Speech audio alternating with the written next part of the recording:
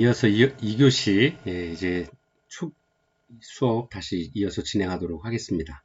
저희가 1교시에는 사례관리 과정에서의 초기 과정 중에서 이제 사례를 어떻게 사례 발굴을 어떻게 할 것인지, 사례를 발견의 과정, 그다음에 사례 발견 후에 그 인테이크는 어떻게 하는지, 그다음에 인테이크 과정을 거쳐서 이제 클라이언트 선정을 해가는 과정까지 이제 저희가 1교시에 함께 공부를 해봤고요. 이게 이제 그 첫 번째 초기 과정, 사례관리 과정에서의 초기 과정이다라고 설명을 할 수 있고요. 2교시에는 이제 두 번째 사정 과정에 대해서 공부해 보도록 하겠습니다. 자, 사정이라고 하는 것은 여러분들이 이제 지난 그 학기 동안 계속 공부를 하시면서 사회복지에서의 사정, 어세스먼트에 대해서 굉장히 아마 귀에 못이 박히도록 많이 말씀도 들으셨고, 사정이 어떤 일을 하는지에 대해서도 많이 충분히 이해하고 있으시리라 생각을 합니다. 그 사정의 중요성은 뭐 제차, 3차 말씀드려도 그 중요성이 뭐 덜하진 않을 것 같아요. 그래서 실제로 거의 그 사례 관리 과정에 있어서도 그 사정은 거의 전 과정에서 이루어지고 있다. 그 다음에 그 사정 과정에서는 또 특히나 다른 어떤 과정도 그러하겠습니다만은 클라이언트 또는 클라이언트의 가족의 참여가 아주 적극적으로 좀 필요한 부분이다라고 하는 거죠.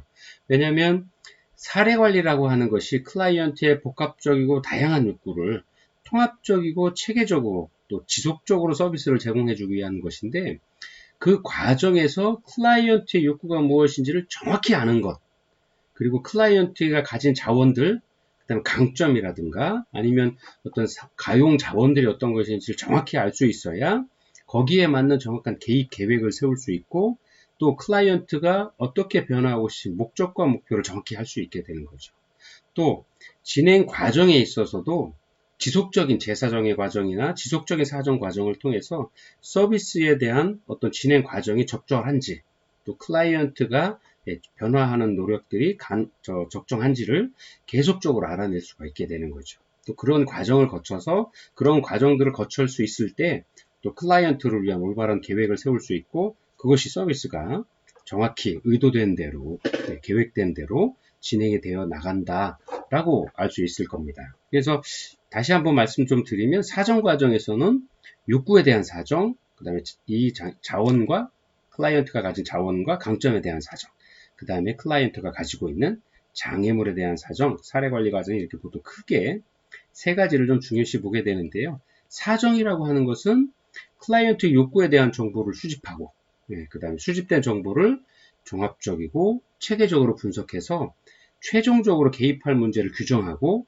개입의 방향을 결정하는 과정이 바로 사정이다라고 말씀을 드릴 수 있게 되는 거죠. 그래서 사정이라고 하는 것은 이 전 시간에 저희가 계속 공부해 왔던 것처럼 생태체계적인 관점에 기반해서 클라이언트를 전체를 볼 수 있는 어떤 전인간적인 또 전인격적인 어떤 과정의 시각을 가지고 포괄적으로 이루어져야 된다라고 말씀드릴 수 있고요.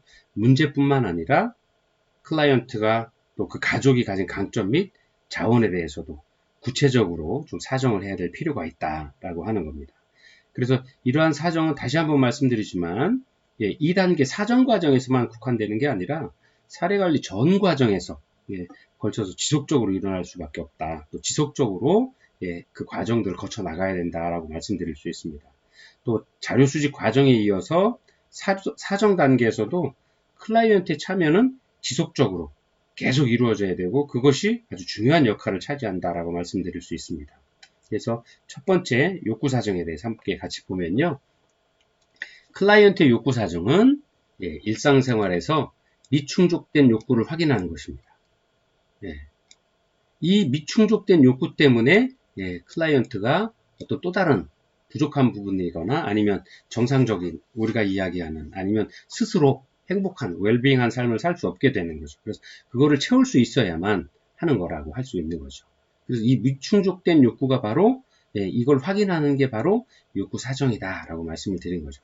아까도 말씀드린 것처럼 사정의 과정은 종합적이고 체계적으로 분석하고 해야 된다라고 말씀을 드렸죠. 그래서 이러한 것들을 과정을 이루어내기 위해서 다차원적인 욕구 사정을 이루었다라고 말씀을 드릴 수 있죠. 그래서 의료에 관한 부분, 사회에 대한 부분, 심리에 대한 부분, 교육, 뭐 직업, 여가, 뭐 이런 다양한 다차원적인 어떤 욕구에 대해서 사정을 하는 과정들이 바로 욕구 사정이다라고 말씀을 드릴 수 있습니다. 또 사정을 위한 다양한 척도도 실제 이 과정에서 활용이 되게 되는 거죠. 예를 들어 우리가 잘 알고 있는 가계도, 또 생태체계도, 또 임상사회복지 분류체계라든가 ADL, IADL, 일상적인 어떤 사회 생활에서의 어떤 과정들, 그 다음에 장비를 이용한 일상생활 과정들, 또 우울이나 자살에, 또 중독 문제에 관련 다양한 척도들을 활용을 해서 이분이 좀 체계적이고 과학적인 방법으로 욕구를 파악을 할 수 있게 되는 거죠. 이 과정에서 제일 중요한 게 뭐냐? 바로 욕구와 요구를 좀 구분할 줄 알아야 된다라는 거죠. 욕구라고 하는 것은 여러분들 우리가 보통 needs라고 하는데요. 이 욕구라는 것은 잘 아시고 있는 것처럼 꼭 욕구를 생활을 우리가 일상에서 생활을 영위하는 데서 필요한 자원이 결핍된 상태라고 할 수 있는데 요구, want라고 하는 건 단순히 그냥 부족해서 꼭 필요한 것이 아니라 생활을 영위하는데 꼭 있어도 그만 없어도 그만 있으면 더 좋은 것들을 사람들은 원하게 되는 거죠. 그래서 욕구와 요구는 needs와 want는 다르다라는 것들을 좀 구별을 해서 욕구 사정을 하실 때 잘 좀 이제 판단을 해야 된다라는 것들을 말씀을 드릴 수 있고요. 그래서 또 하나는 또 제시된 욕구와 합의된 욕구를 좀 구분해서 봐야 된다라고 하는 겁니다. 자, 제시된 욕구라고 하는 것은 매우 구체적이고 정확한 경청을 통해서 클라이언트나 또는 의뢰자가 요청한 내용을 그대로 옮겨 넣은 내용을 의미합니다. 그래서 제시된 욕구다라고 하는 것은 클라이언트나 의뢰자의 말을 가능한 원형 그대로 옮겨 넣는 것이 중요합니다. 그래서 주관적인 생각을 빼고 객관적인 어떤 시각을 가지고 그대로 클라이언트나 의뢰자가 말씀하신 그대로 좀 기록을 해놓는 것이 좀 좋을 것 같고요. 다시 또 구별을 해보자면 이 합의된 욕구라는 것은 뭐냐 그러면 클라이언트의 욕구 또는 그 가족의 욕구 또 의뢰자의 욕구 또 사례관리자가 생각하는 어떤 욕구들이 어떤 문제점에 대한 것들 아니면 지향하는 방법이 좀 다를 수 있다라는 거죠. 때에 따라서는. 그래서 그러한 과정에서 우선 클라이언트의 변화를 위해서 클라이언트의 욕구를 충족하기 위한 방법으로 어떤 욕구를 좀 합의해야 될 필요가 있을 경우도 있는데 이럴 경우에는 좀 이러한 것들을 좀 합의된 욕구다라고 말씀을 하고 있는 거죠. 그래서 때로는 클라이언트 또 사례관리자 그리고 그 외에 중요한 타인들이 제시하는 욕구가 불일치할 수 있다라고 하는 거죠. 그래서 이러한 경우에 바로 사례관리자가 이들 간의 합의를 통해서 우선적으로 선후경중을 따져서 현재 클라이언트에게 필요한 욕구가 무엇인지를 합의하는 과정들이 좀 필요하다. 합의된 욕구를 좀 이끌어내는데 좀 주력을 해야 될 필요가 있고요. 만약에 합의가 되지 않는다 그러면 어떻게 해야 될까요? 합의가 되지 않는다. 클라이언트 요구 따로, 가족의 요구 따로, 아니면 또 주변에 다른 어떤 그 분과 아는 지인분들이 어떤 직장 내 동료들이 예를 들어서 하는 클라이언트에게 바라는 바가 다르다라 그러면 심각한 부분이죠. 그래서 이러한 경우에는 합의가 되지 않는다 그러면 되도록이면 어떤 위기 상황이나 아니 법적이나 뭐 법률적인 어떤 문제가 아니라 그러면 클라이언트의 욕구를 좀 우선시하는 것들이 이후의 개입 과정에서도 좀 도움이 될 것이다 라고 말씀을 드릴 수 있을 것 같습니다. 그래서 사정의 과정에서는 욕구와 요구를 좀 구별을 해야 될 필요가 있다. 제시된 욕구와 합의된 욕구를 좀 구별을 해서 좀 도출을 해야 될 필요가 있다라고 정리해서 설명을 좀 드릴 수 있을 것 같습니다.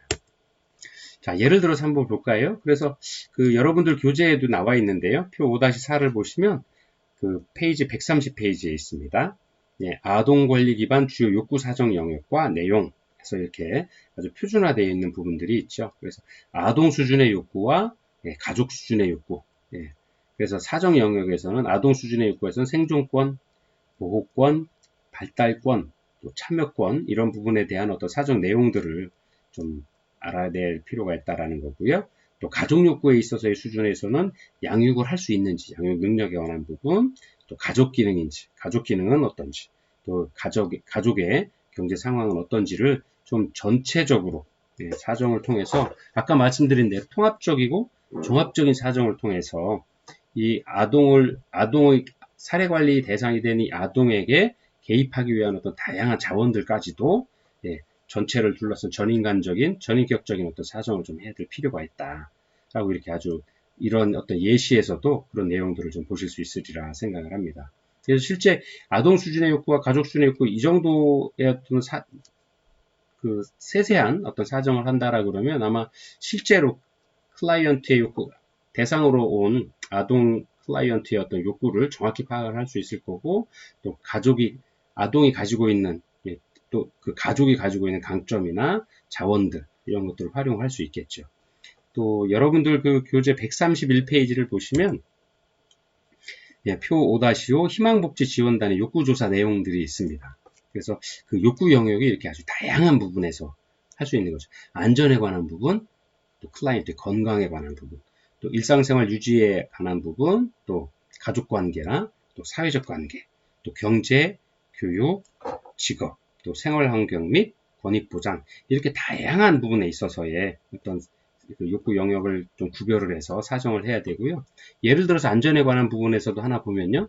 가족 내에서는 안전을 유지할 수 있는지, 그래서 예를 들어 주요 현상으로 폭력이 있는지, 성폭력이 있는지, 유기 또는 방임, 학대, 실종의 어떤 현상들이 있었는지, 또 가족 외부로부터의 보호에 있어서는 폭력이나 성폭력, 협박이나 위협, 학대나 착취 등에 대해서 이 보호를 해줄 수 있는지, 어떤 이러한 현상들에 대해서 폭넓게 체계적으로 사정을 해 나갈 필요가 있다. 그 다음에 이런 부분들까지도 욕구 조사를 좀 해야 된다라는 거죠.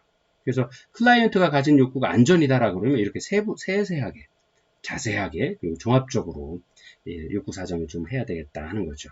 그 다음에 또 하나 보시면 이제 교육에 관한 부분 또는 직업에 관한 부분, 그 다음에 예를 들어 생활 환경 및 권익 보장에 관한 부분에 있어서도 주거 내부 환경, 외부 환경, 또 권익 보장에 관한 부분 이렇게 다양한 부분에 대해서 욕구 조사를 좀 하고 그 내용들을 좀 파악을 해서 총합적이고 체계적인 어떤 욕구 사정의 틀을 가지고 알고 있어야 되겠다라는 것들을 좀 보여주고 있습니다.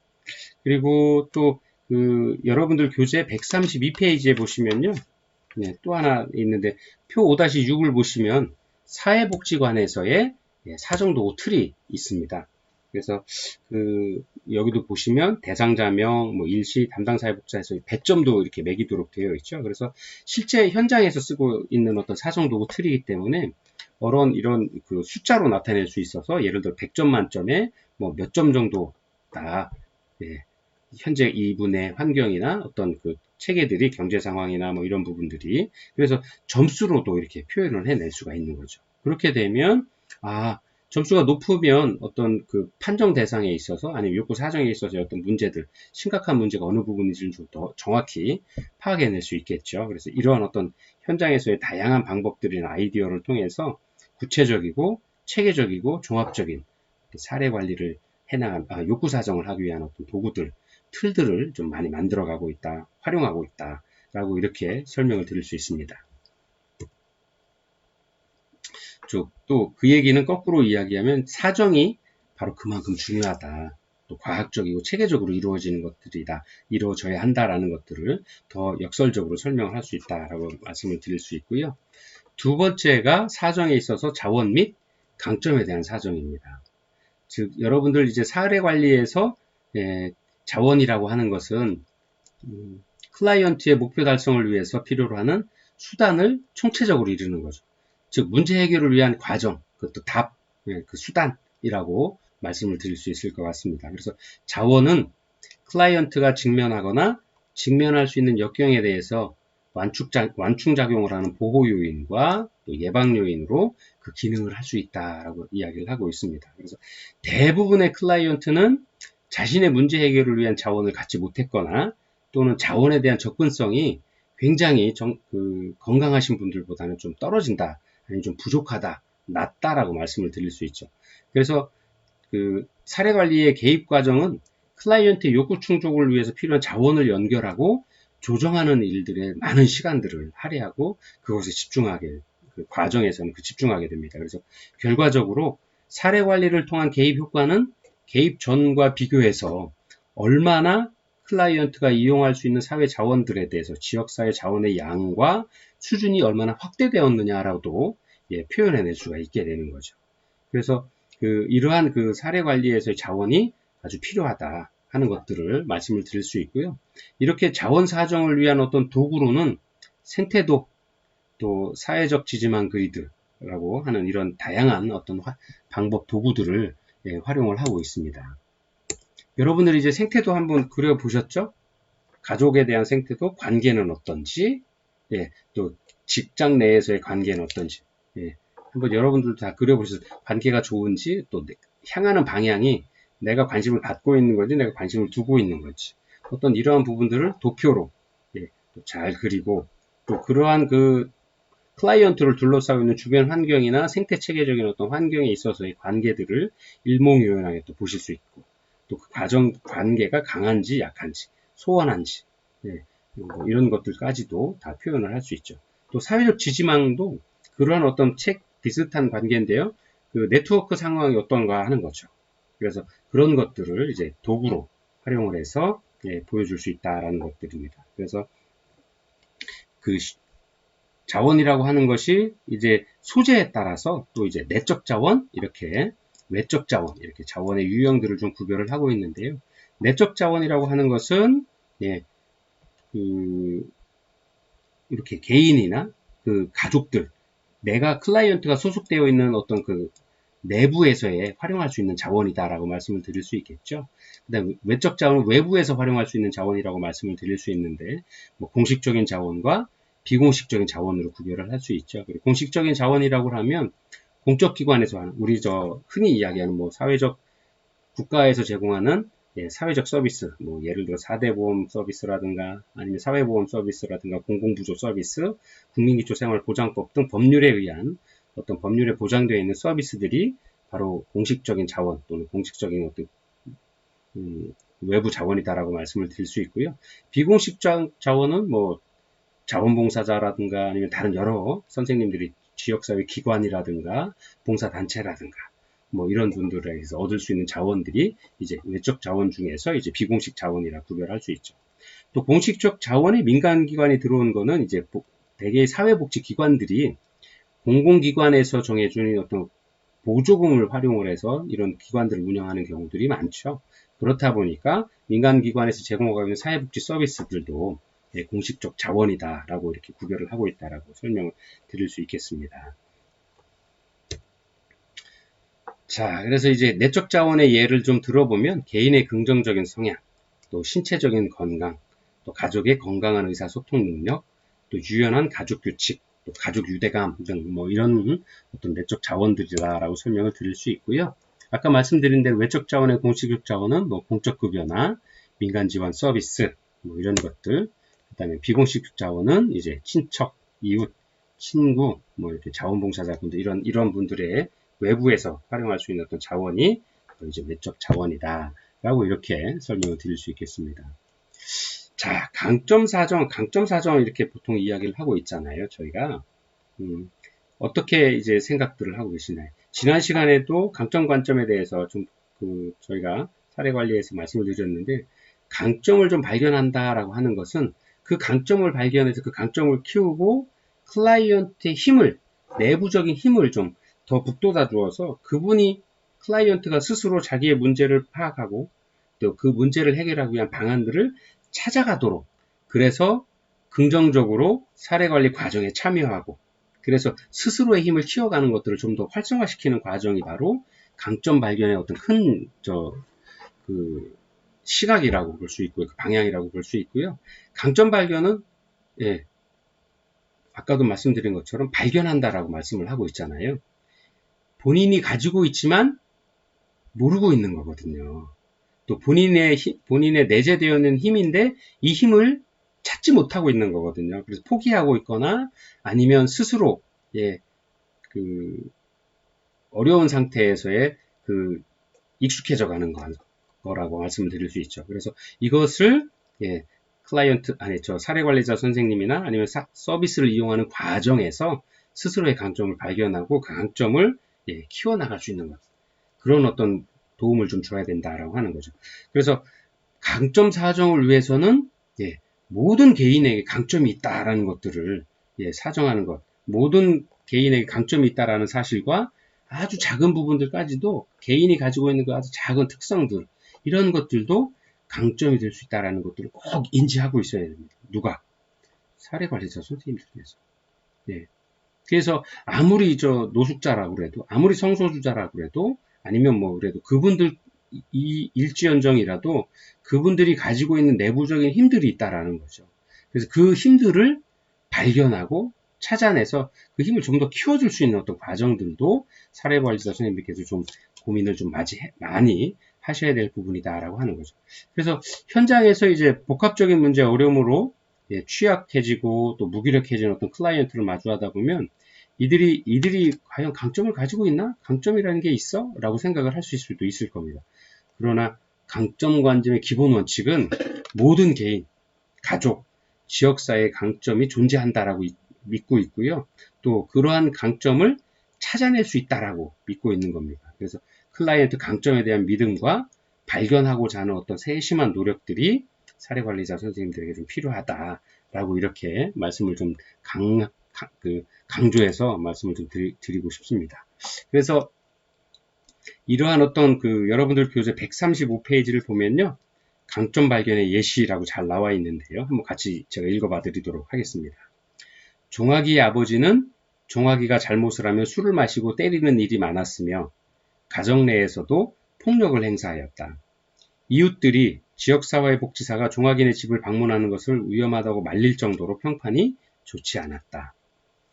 그 다음에 지역사회복지사는 가정방문을 통해서 종아기 아버지와 상담한 결과 아버지가 종아기를 잘 키우고자 하는 마음이 있고 체벌에 의한 훈육 방법만 알고 있었다.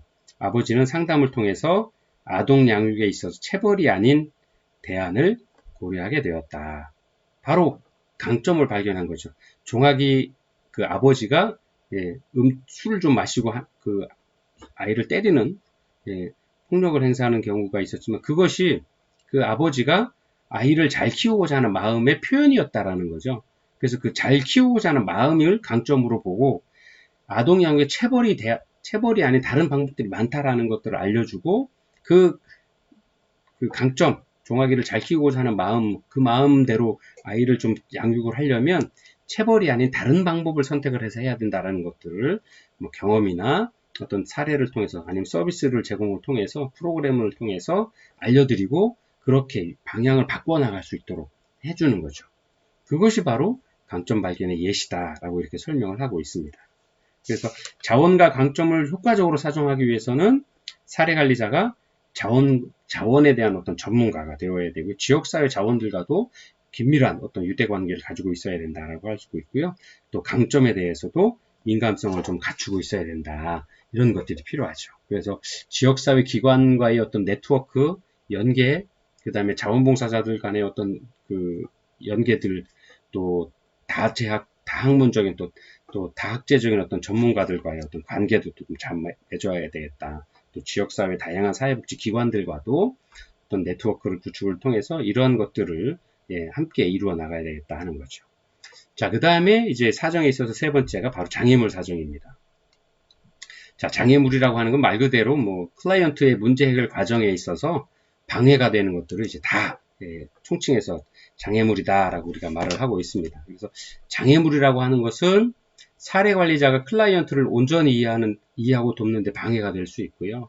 또 클라이언트에게는 실천 계획을 통해서 얻을 수 있는 혜택을 갖지 못하도록 방해하는 거죠. 예를 들어서 클라이언트가 사용하는 언어와 사례관리자가 사용하는 언어가 다를 경우에 두 사람은 언어 차이로 인해서 원활한 의사소통을 할 수 없게 되죠. 바로 장애물이 되는 거죠. 네. 그래서 이러한 어떤 클라이언트가 보일 수 있는 어떤 내부적인 어떤 보편적인 장애물, 뭐 이런 것들과 또 외부적인 장애물로 보통 구별을 하기도 하는데요. 그러한 어떤 장애물의 예를 좀 같이 보게 되면 이동의 부자유나 교통 편의의 부족으로 인한 접근성이 결여되어 있다, 부족하다. 또 사회 지지체계에 대한 부정적인 이미지로 인한 자원 이용에 좀 거부하는 어떤 이런 마음들을 가지고 있는 경우, 또 낙인의식, 두려움, 동기 부족 등과 같은 심리적이고 사회적인 문제들, 또 신체적, 인적, 정서적 능력의 부족으로 인해서 자원 이용을 하는데 좀 불가능성이 있다라든가, 또 사회 지지체계가 결여되어 있다거나, 또 지역사회의 뭐 어떤 개인의 어떤 자원이 좀 부족하다라거나, 또 사회의 지지 체계에 대한 어떤 정보가 부족하다라거나, 네, 또 가족 구성원의 과정한 부담이라든가, 이런 것들이 바로 이제 장애물의 예가 될 수 있다라고 하는 거죠.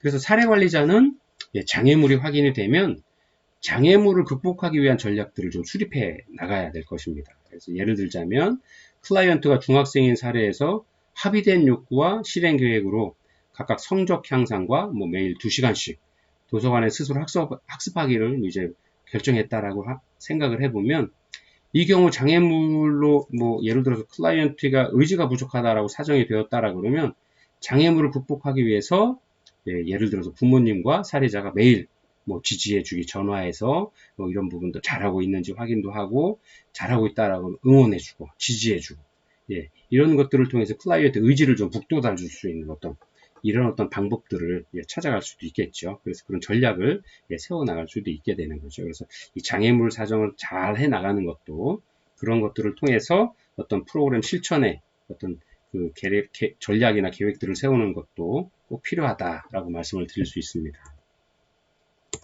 자, 이런 어떤 사정을 할 때 유의사항이 있는데요.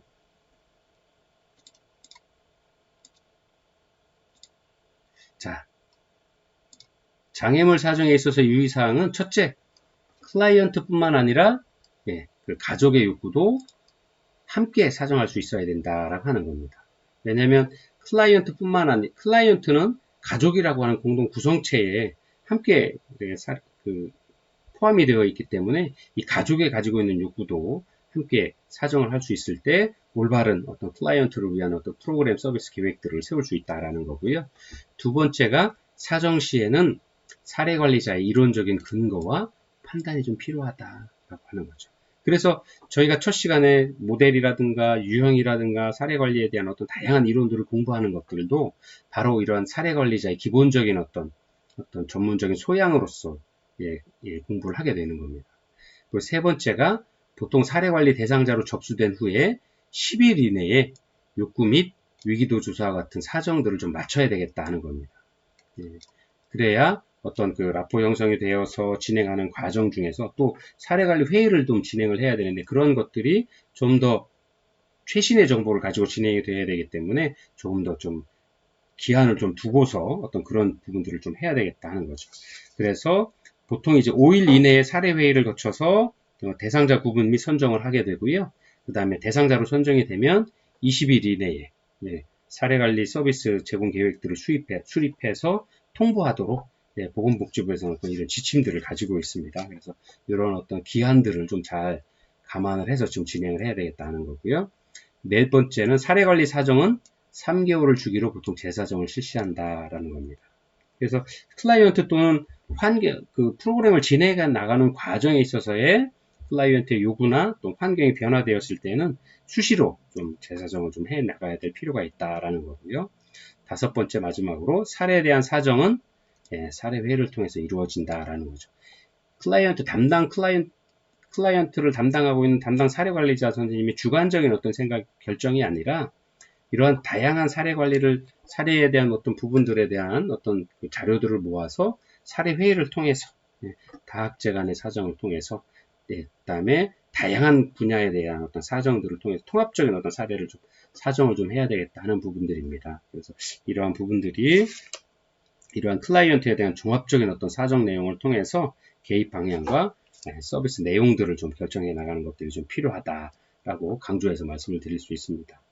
자, 여러분들 교재 138페이지를 보시면 표 5-8에 사정에 대한 기록지가 잘 표현이 되어 있는데요. 사례번호, 뭐 이렇게 클라이언트에 대한 것.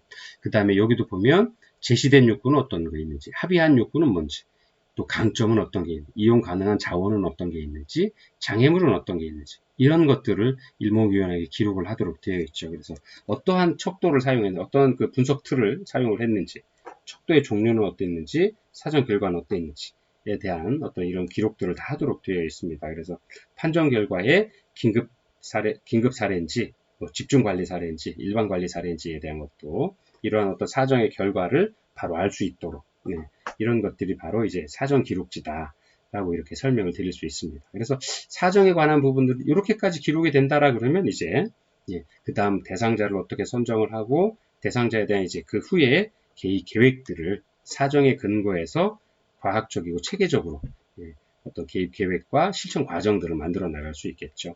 자, 이렇게 해서 사정에 관한 부분들을 저희가 함께 공부를 했고요. 3교시에는 개입 계획에 대해서 같이 공부해 보도록 하겠습니다.